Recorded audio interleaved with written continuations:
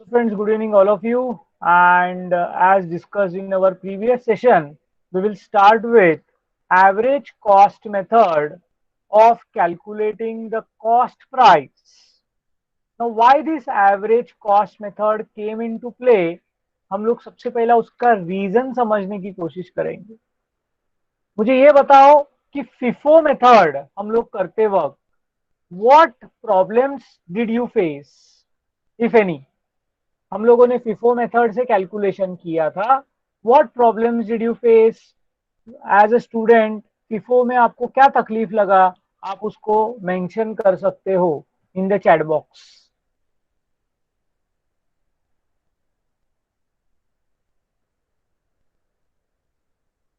किसी ने कोई तकलीफ सहन किया नहीं?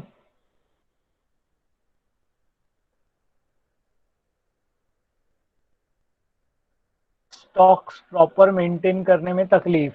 ओके, हम लोग को एक्चुअली यहाँ पर स्टॉक तो नहीं, इन्वेस्टमेंट है, बरोबर। तुम लोग कॉस्टिंग में, मटेरियल कॉस्टिंग में भी FIFO मेथड सीख रहे हो, तो वहां पर भी आपको यही चीज का लॉजिक अप्लाई करना है। तो जो मैं सिखा रहा हूँ that will be helpful for costing also. Anybody else would like to share something? Simran, Gopika, if you can, Akhila, Omkar Pawar. Prices different रहता है समटाइम्स। ओके, मैं पूछ रहा हूँ कि तुम लोग खुद का एक्सपीरियंस सोचो कि FIFO में जब हम लोग कॉस्ट कैलकुलेट करते थे तो सबसे ज्यादा तकलीफ हमको कब होता था?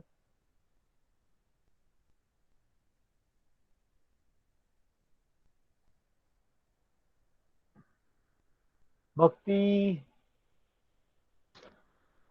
so many people are there, I think, who can contribute. हाँ, Gopika I think has touched upon the perfect chord कि जब 1 लाख रुपए का हमारे पास ओपनिंग बैलेंस होता था इन्वेस्टमेंट का, पहला सेल उसमें से 70,000 कर दिया, वहां पर प्रॉब्लम नहीं होता था। लेकिन अगर दूसरा सेल 50,000 रुपीस का फेस वैल्यू को बेचा रहता था, तो हम लोग ए और बी करके कैलकुलेट करते थे। ऐसे दो क्वेश्चंस में, शायद क्वेश्चन नंबर 1 में आया था और बाद में क्वेश्चन नंबर 3 या 4 में आया था। याद है आप लोगों को?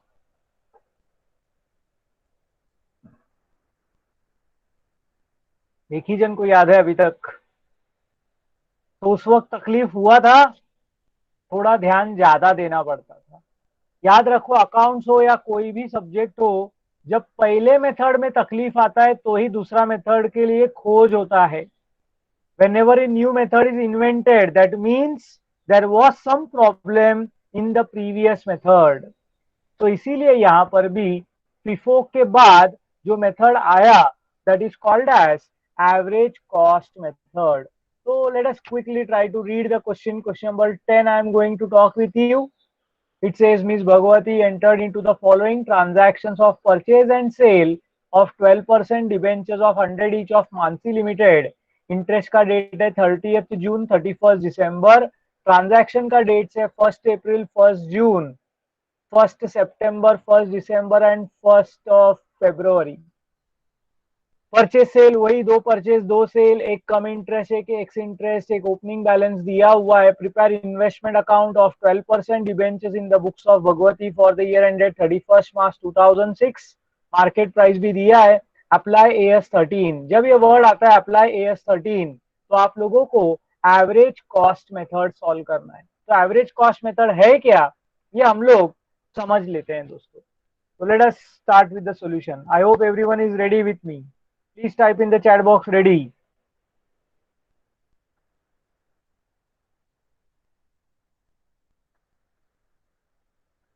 Perfectly all right.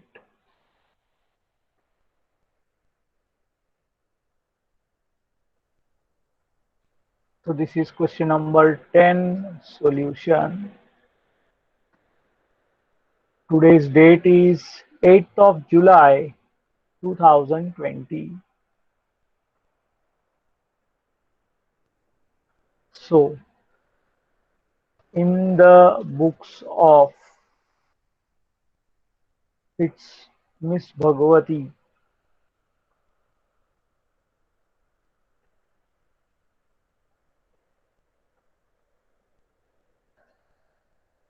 She has invested in 12% debentures of Mansi Limited. So 12% debentures of Mansi Limited.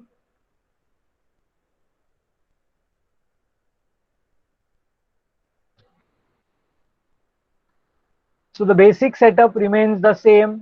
जो है सब कुछ सेम है, आपको जो सिखाया गया है एवरीथिंग एज पर FIFO मेथड. Certain changes. हम लोगों का ईयर एंडिंग है 31 मार्च, तो 1 अप्रैल 2004 को ईयर स्टार्ट हो रहा है और खत्म हो रहा है, सॉरी 1 अप्रैल 2005 और खत्म हो रहा है 31 मार्च 2006. तो ईयर आएगा 2005-2006.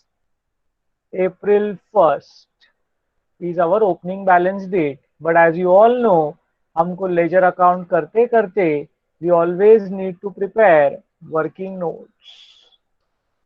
तो वर्किंग नोट्स का फॉर्मेट भी बहुत सिंपल है, जो हम लोग पहले से फॉलो करते आ रहे. ठीक है, that is date, particulars and rupees.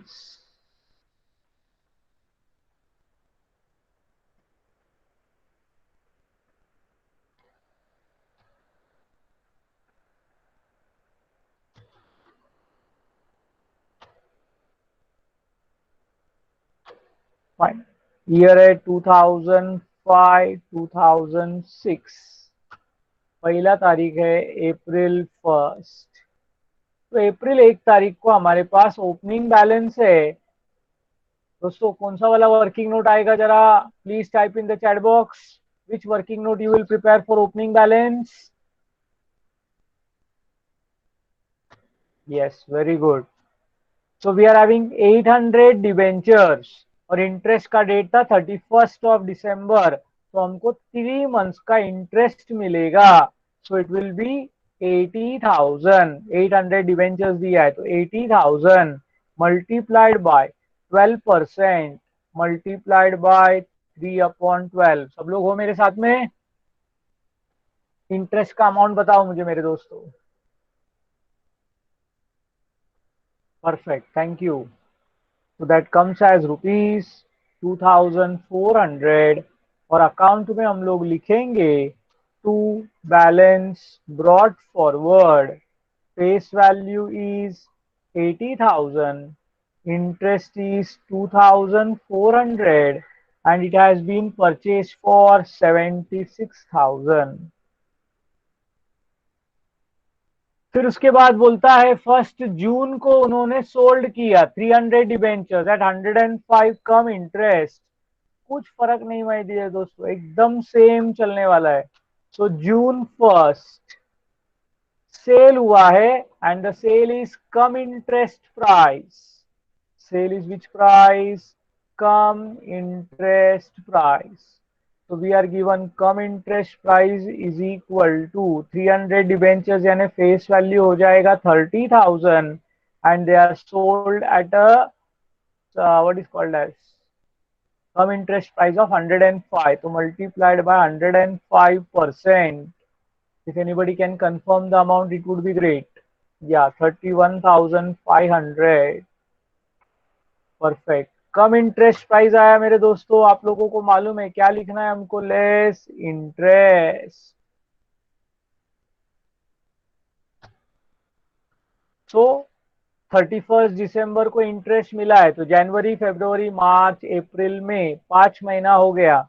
So 30,000 multiplied by 12% into 5/12.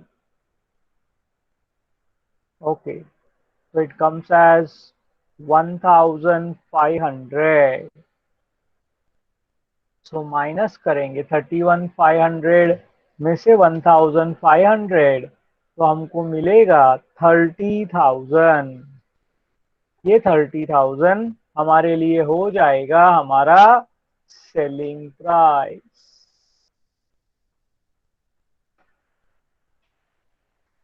Cell है इसके लिए इसको क्या बोलेंगे हम लोग? Selling price. सेल होने के बाद इमीडिएटली जून 1 तारीख को ही आपको कैलकुलेट करना है प्रॉफिट और लॉस ऑन सेल। तो हम लोग लिखेंगे selling price 30,000 less cost price. Now my dear friends, यहाँ पर एक्चुअली मैं आपको बता दूं कि फीफो होने दो या एवरेज कॉस्ट, फिलहाल दोनों सेम रहेगा। क्यों सेम रहेगा? क्योंकि हमारे पास अकाउंट में देखो तो एक ही डिबेंचर है 80,000 का, जो हमने 76,000 में खरीदा था। तो एक ही जब रहता है तो उसमें तो आंसर में कुछ फर्क नहीं पड़ेगा। सो 80,000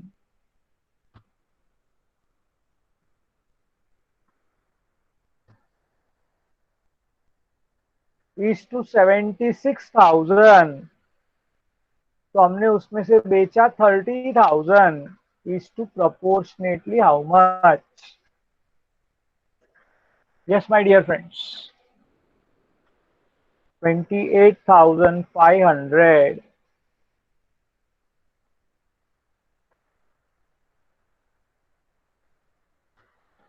तो 1,500 का हम लोगों को आने वाला है, that will be called as profit on cell.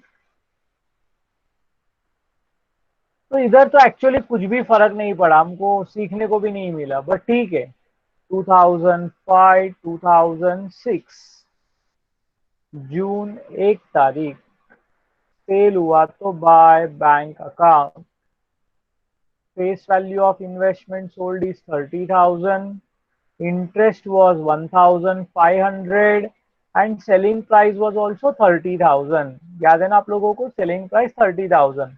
Profit हुआ हमको 1,500 का, तो प्रॉफिट हुआ तो डेबिट साइड में आप लिखोगे June 1 to profit and loss account.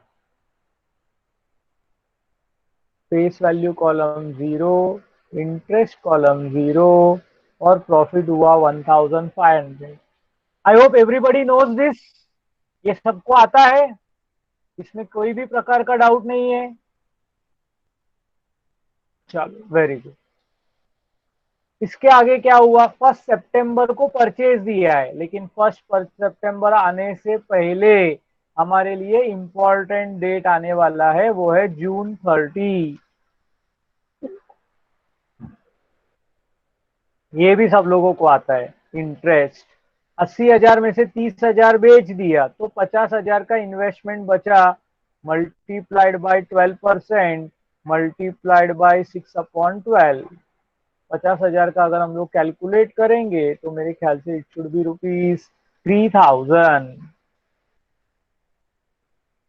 तो इंटरेस्ट मिला June 30 तारीख को। तो June 30 को आप लिखोगे by bank account. Face value column कुछ नहीं, इंटरेस्ट कॉलम आएगा 3,000, कॉस्ट प्राइस कॉलम में आएगा 0। इज दिस क्लियर ना? मेरे तो मतलब अभी तक तो मैंने कुछ खास सिखाया नहीं, और परचेस के वजह से तो कुछ फर्क नहीं पड़ता है। परचेस किया हमने 700 डिबेंचर्स एट ₹98 एक्स इंटरेस्ट। तो परचेज हुआ है 1 सितंबर को।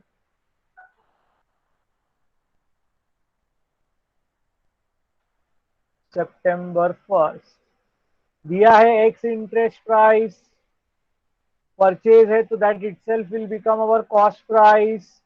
700 डिबेंचर्स यानी 70,000 मल्टीप्लाइड बाय 98%। बोलो मेरे दोस्तों, 70,000 का 98% 68,600 है क्या?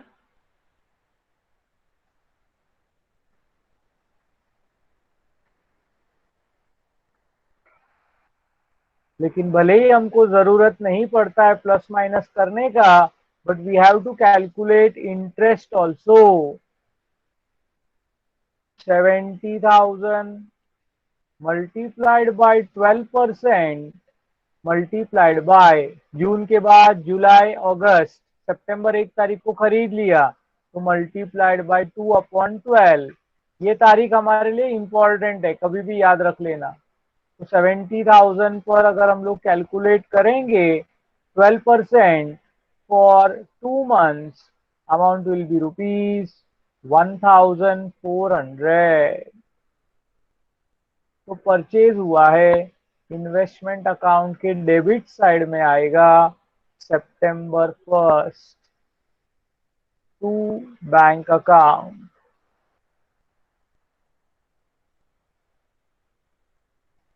Face value of debentures purchase is 70,000. Interest we calculated 1,400 और कॉस्ट प्राइस हमने देखा 68,600। करेक्ट है ना फिगर्स?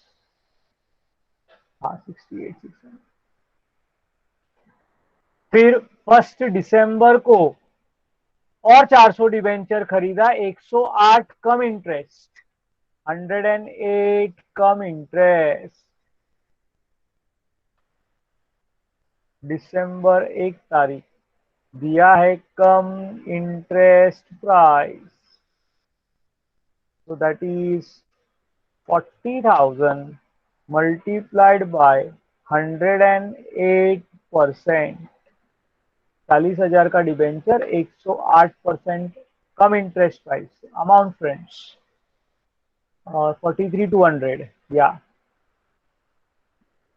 कम इंटरेस्ट प्राइस आया तो अगले लाइन में आएगा definitely less interest.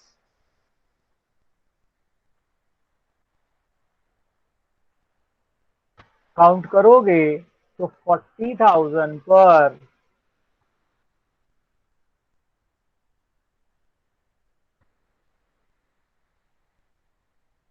Multiplied by 12% multiplied by जून के बाद जुलाई, अगस्त, सितंबर, अक्टूबर, नवंबर। और इसमें शर्माओ मत क्या, ये गिनो। मैं तो सब स्टूडेंट्स लोग को बोलता हूँ गिन के करो, तुम्हारे लिए अच्छा होगा। तो 40,000 into 12% into 5/12 if somebody can help। Okay thank you. तो 2,000 रुपीज अगर ये लेस हो गया, 43,200 माइनस 2,000 करोगे तो 41,200। This will become your cost price. Investment खरीदा, वापस अकाउंट में आ जाओ। सितंबर के बाद December 1st परचेज हुआ तो to bank account. Face value of investment purchase is 40,000। interest we calculated 2,000 and cost price came as rupees 41,200। अभी भी मैं रिपीट करता हूं मेरा statement, I have not thought you anything new. Still one more transaction. 1 फरवरी आ रहा है, लेकिन 1 फरवरी के पहले 30 जून आता है। 30 जून को हम लोगों को 6 मंथली इंटरेस्ट मिलेगा। तो December 31st we will calculate interest. अब हमारे पास कितने रुपए के इन्वेस्टमेंट है?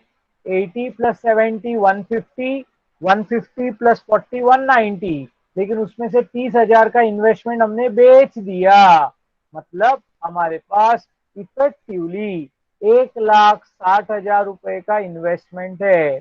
सब लोगों को ये लॉजिक समझ में आ गया? फेस वैल्यू कॉलम को debit minus credit multiplied by 6/12। तो 1,60,000 के ऊपर कैलकुलेट करो मेरे दोस्तों, 9,600। यस, तो इंटरेस्ट मिला December 31st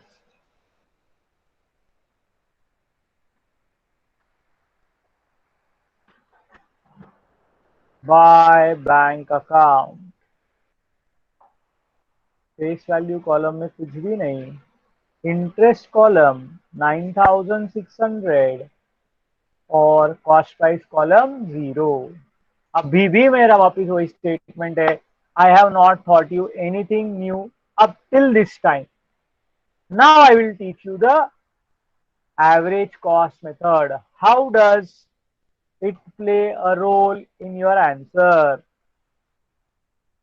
So my dear friends, 1st February को 900 debentures are sold at 97 each x interest.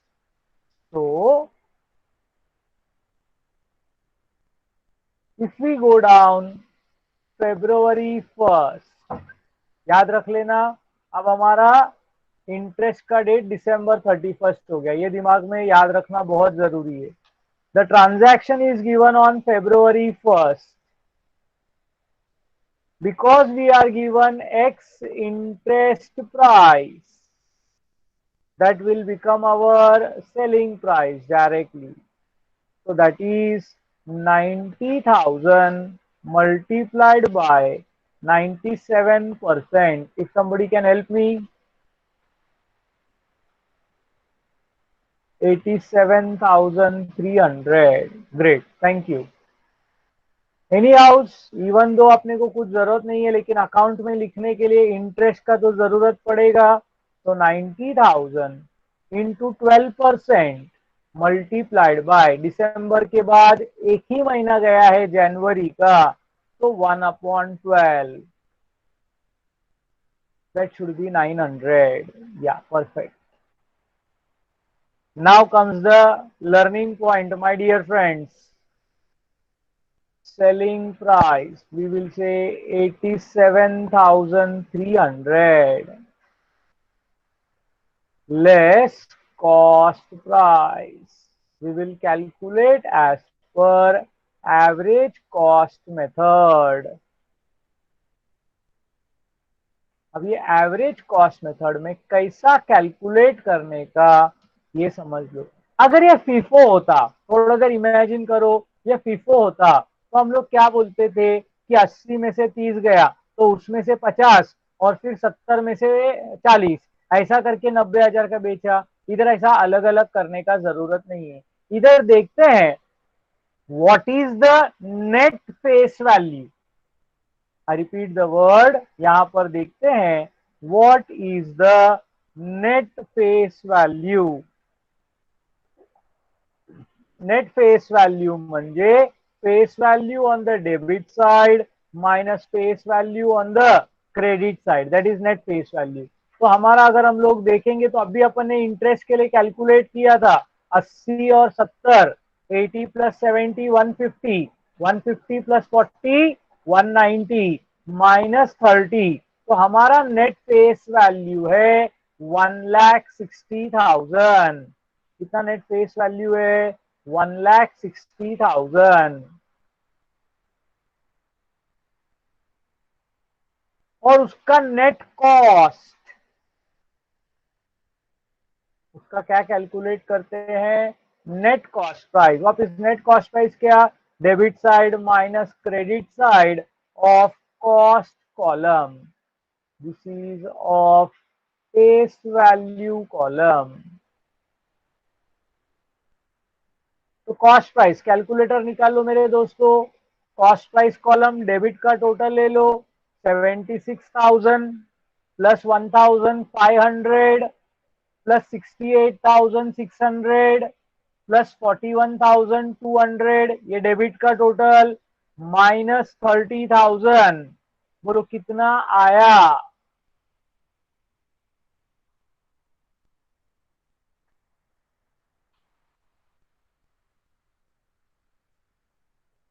सबको आ रहा है 157,300. so that is net cost.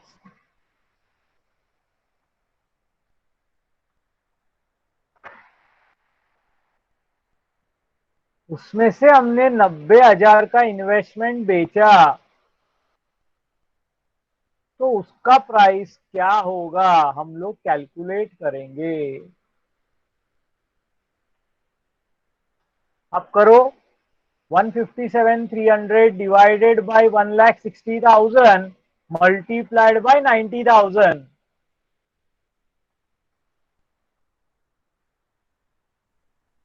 157,300 divided by 1,60,000 multiplied by 90,000, that comes as 88,481, 0.25 छोड़ दो, पॉइंट में कभी भी आंसर नहीं लिखना है अपने को। तो this is the average cost, this is called as which cost, average cost. इसमें एकदम आड़ा टेढ़ा फिगर आएगा क्योंकि डेसिमल वगैरह आने का चांसेस ज्यादा है। पॉइंट में अपने को कभी भी अकाउंट्स नहीं लिखना है। 0.25 आया, 0.2 आ गया तो नंबर छोड़ देने का। 0.57, 0.70 आता था तो नेक्स्ट नंबर लेने का। मेरे को बताओ मेरे दोस्तों, एवरेज कॉस्ट कैसे कैलकुलेट करने का सब लोगों को समझा क्या? यहाँ पर दो वार्निंग मैं आप लोगों को देना चाहूंगा, लेकिन कुछ स्टूडेंट्स लोग जो मेरी बात 100% सुनते हैं उनको तकलीफ नहीं होगा, ये मेरा गारंटी है। लेकिन मैं जानता हूं स्टूडेंट्स लोगों में भी कई स्टूडेंट्स ऐसे होते हैं जो खुद का नया नया सिस्टम डेवलप करते हैं। अब नया सिस्टम डेवलप करते वक्त इसमें एक प्रॉब्लम आता है। सेल आया तो मैं बोलता हूं दो वर्किंग नोट बनाओ और फिर एंट्री लिखो दोनों का। कुछ लोगों को लगता है सर क्यों ऐसा पागलपन करने का, हम लोग सेल हुआ तो ये वर्किंग नोट बनाया तो इसका एंट्री लिख देते। मेरे दोस्तों, अगर गलती से किसी को ऐसा आदत रहेगा, अगर गलती से किसी को ऐसा आदत रहेगा, उसने अगर ये सेल हुआ बरोबर प्रॉफिट लॉस कैलकुलेट करने के पहले अगर सेल का एंट्री लिख दिया तो उसका एवरेज कॉस्ट रॉन्ग होने वाला है। उसका एवरेज कॉस्ट रॉन्ग होने वाला है क्योंकि उसके उधर 90,000 का भी एंट्री आ गया होगा। Are you understanding what I am telling? इसीलिए मैं ग्रेट हूं, मैं अकाउंट्स का बादशाह हूं ऐसा नहीं बोलता हूं, लेकिन मैंने जो पहला क्वेश्चन से आदत लगाया, परचेज हुआ तो एक वर्किंग नोट एक एंट्री, सेल हुआ तो दो वर्किंग नोट एक एंट्री, वो आज फायदा देगा, नहीं तो गड़बड़ होने का चांसेस ज्यादा है। प्लीज रिमेंबर माय वर्ड्स, जितने लोगों का एवरेज कॉस्ट रॉन्ग होने वाला है मैं आज ही बताता हूं, उसका रीजन है आपने सेल का एंट्री पहले लिख दिया होगा, बस, बाकी नहीं तो रॉन्ग नहीं होगा। तो अगर किसी को अगर वो गलती से वो आदत रहेगा, वो आदत छोड़ना पड़ेगा अभी, नहीं तो भयंकर आंसर रॉन्ग होने वाला है। नहीं तो अलग ही तरीके से याद रखना पड़ेगा, वो एंट्री छोड़कर बाकी का डेबिट माइनस क्रेडिट। मैं इसलिए बोला दो पॉइंट्स इंपॉर्टेंट है, रास्ता है बट वो कठिन रास्ता है। सो 87,300 माइनस 88,481 करेंगे तो हमको आंसर आएगा 1,181, that is negative answer and that will be called as loss on sale, that will be called as loss on sale. Am I clear my dear friends? Average cost समझा आपको कैसे calculate करते हैं, क्या करना है करके? तो this is how average cost is calculated. So now we are ready. अब दो वर्किंग नोट का पोस्टिंग होगा ऊपर, फेब्रुवरी 2 तारीख, सॉरी फेब्रुवरी 1 तारीख पहला सेल हुआ तो by bank account face value of investment sold 90,000, interest कितना कैलकुलेट किया था, interest 900,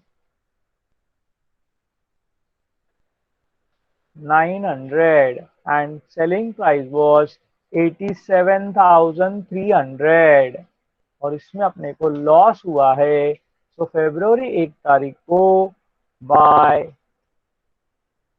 profit and loss account, face value column 0, interest column 0, loss हुआ 1,181।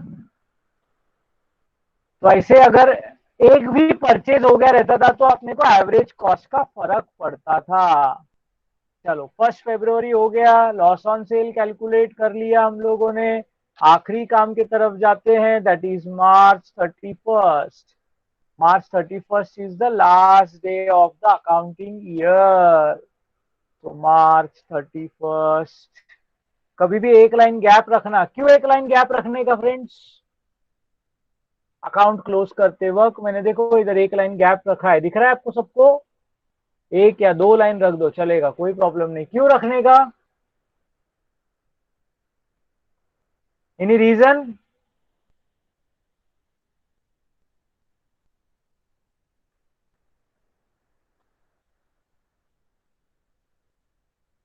कैरिंग कॉस्ट में प्रॉफिट नहीं आता है कभी। कैरिंग कॉस्ट में हाँ लॉस लिखना है। अगर लॉस आया तो आप जगह तो नहीं बना सकते हो, या दो लाइन के बीच में तो नहीं लिखोगे ना। उसके लिए already you should be mentally prepared. तो you will say and by balance carried forward. Debit का टोटल हमन ने दो तीन बार कैलकुलेट कर लिया है। 1,60,000 आया था, नहीं 1,90,000 आया था।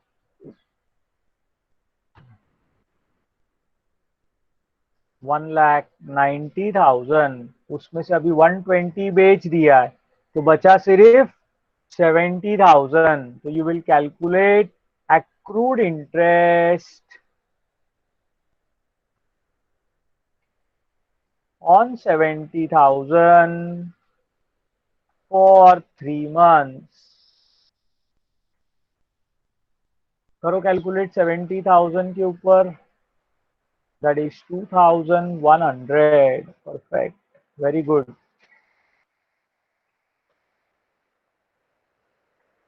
तो 2,100। इंटरेस्ट कॉलम का टोटल कैलकुलेट करेंगे, हेल्प करेंगे कुछ लोग। 1,500 प्लस 3,000 प्लस 9,600 प्लस 900 प्लस 2,100। 3 और 9 12, 12 3 15, 16, 17,100 है क्या? कंफर्म करो रे। बहुत सारा आज कैलकुलेशन मैंने ओरल कर दिया। दिसंबर 1 से लेके हम लोग आएंगे February, sorry I am very sorry, March 31 to profit and loss account.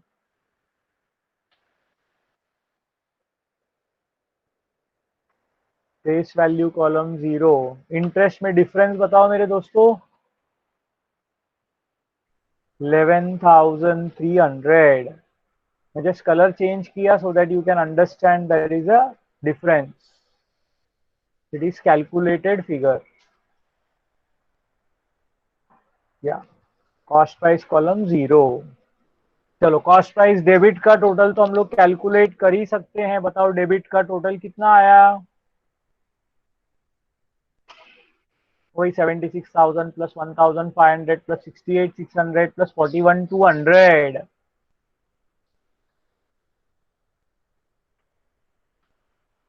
1,87,300 total तो वही रहेगा पक्का। उसमें कभी प्रॉब्लम नहीं आता है, लेकिन हमको मार्केट प्राइस दिया है, तो we have to prepare one more working note on March 31, which will be called as carrying cost. उसमें हम लोग कैलकुलेट करते हैं कॉस्ट प्राइस। करो 1,87,300 माइनस 30,000, 87,300, 1,181 कितना आता है बताओ?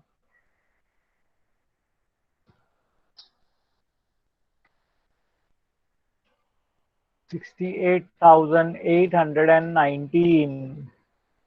68,819।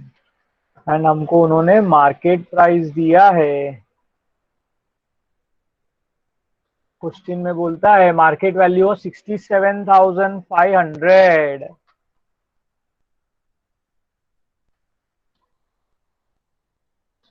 Market price was 67,500। So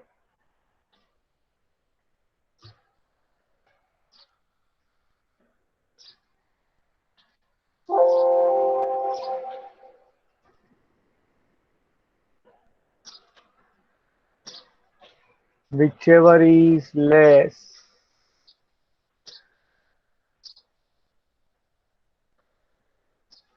whichever is less बोला तो कौन सा वैल्यू क्वालिफाई होने वाला है? 67,500। और अगर 67,500 क्वालिफाई होता है मतलब हमको यहाँ पर आने वाला है, क्या आएगा मेरे दोस्तों? Loss on revaluation, that is 68,819. Now this is again revision of our previous lecture. Minus 67,500, which is rupees 1,319. So let us go back to the accounts. Closing balance will be 67,500, and more importantly March 31st को आपको लिखना होगा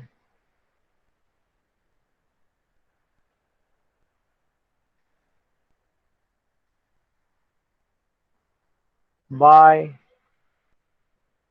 profit and loss account.